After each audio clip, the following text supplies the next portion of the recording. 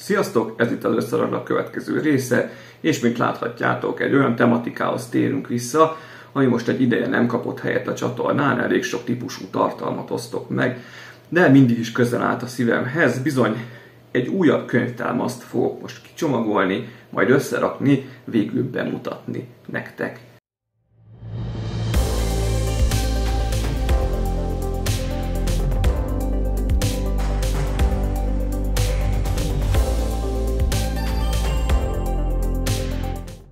Kicsit gondba voltam őszintén szólva, ugyanis két könyvtámaszom van most a CuteBeat raktáron.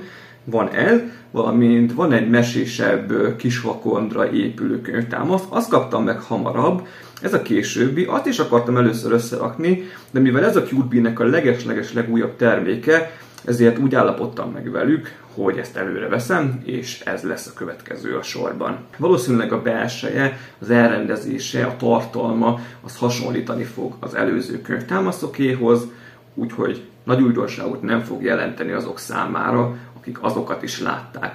Na de nézzük is meg először a dobozt, ami hatalmas örömömre megkapta azt a menüborítást, amit nagyon hiányoltam a Sudongpo életénél, de korábban a Flame Common Room-nál ugye ott volt. Ez a könyvtámasz, mint látjátok, a Train Mystery Case címet kapta. Egy icipicit fura számomra ez a felbontása a szavaknak, de valószínűleg direkt így van, szándékosan csinálták ezt. Az elején van ugye egy rejtélybe burkolózó alakunk, egy vörös rózsa, itt van maga a vonat. A könyvtámasz elkészült formában, hogy szokott lenni, egy-két információs felirat az alján.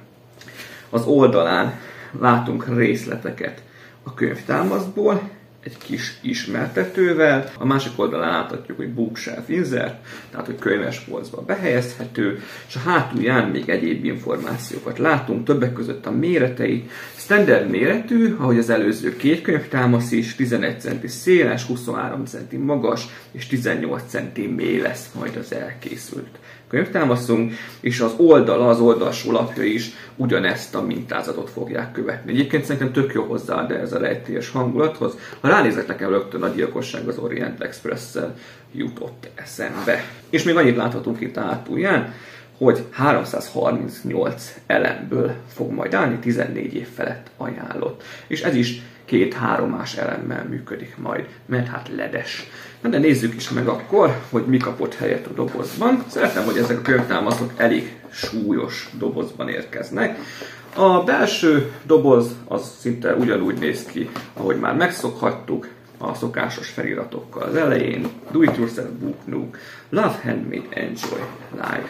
Itt nyílik, és szerintem így oldalra is helyezem, hogy együtt tudjuk kipakolni a tartalmát. Van benne egy zacsink, a szokásos érintőkapcsolós elemtartó boxal, a ledekkel. Ezen a papíron lesznek valószínűleg a ragasztószalagok.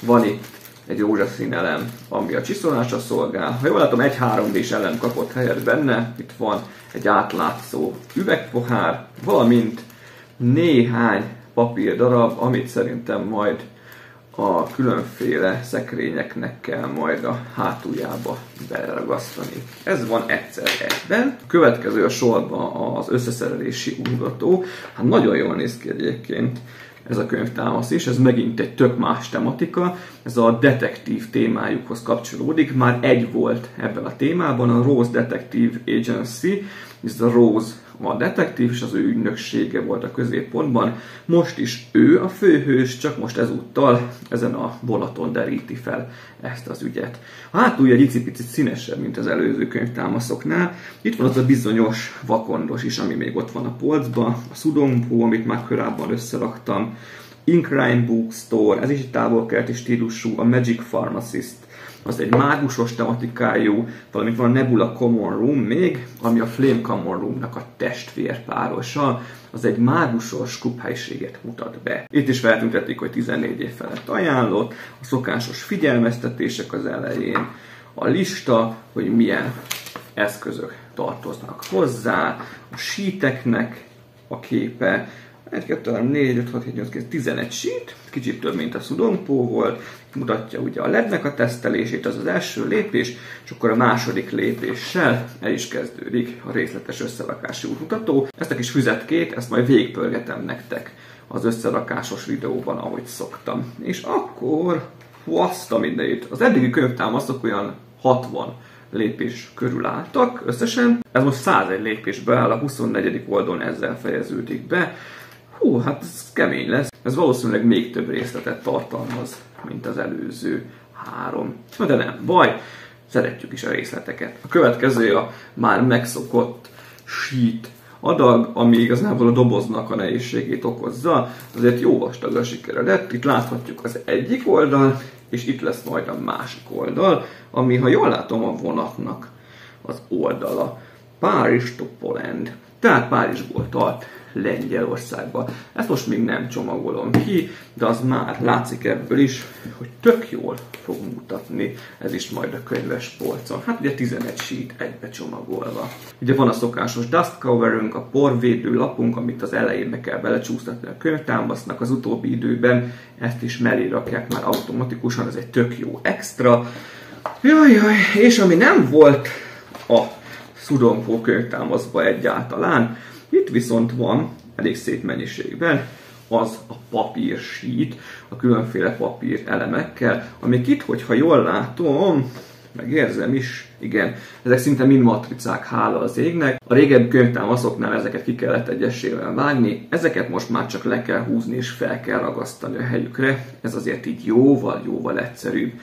Itt az egyes rögtön, ha jól látom, a helyszínelésből, a gyilkosság helyszínéről egy fotó. Hát mókás lesz ez. Most ezt a mókást azért értsétek jól, nem szoktam azért viccelődni a gyilkosságokkal. Szép színes, szagos ez a lap is. És van még benne egy PVC lap, általában ezeket kell azokra a helyekre berakni, ahol egyébként át lehet látni, csak hogy ne lehessen átnyúlkálni. Hát ennyi elemünk van, itt van egy rejtély az orrunk előtt egy vonaton történt gyilkossággal.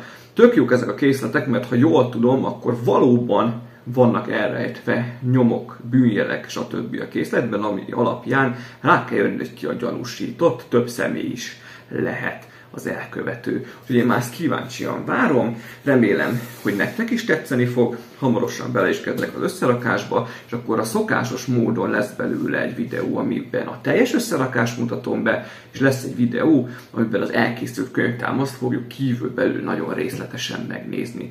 Tartsatok velem, ha tetszett ez a kis bemutató is, ha várjátok a következő videókat, akkor iratkozzatok fel a csatornára, légy szíves, dobjatok erre a videóra egy lájkot, nézzétek meg az előző könyvtámaszokról szóló videókat is, itt fent el is navigálhattok oda, és találkozunk nem sokára a következő videóban. További szép napot nektek, sziasztok!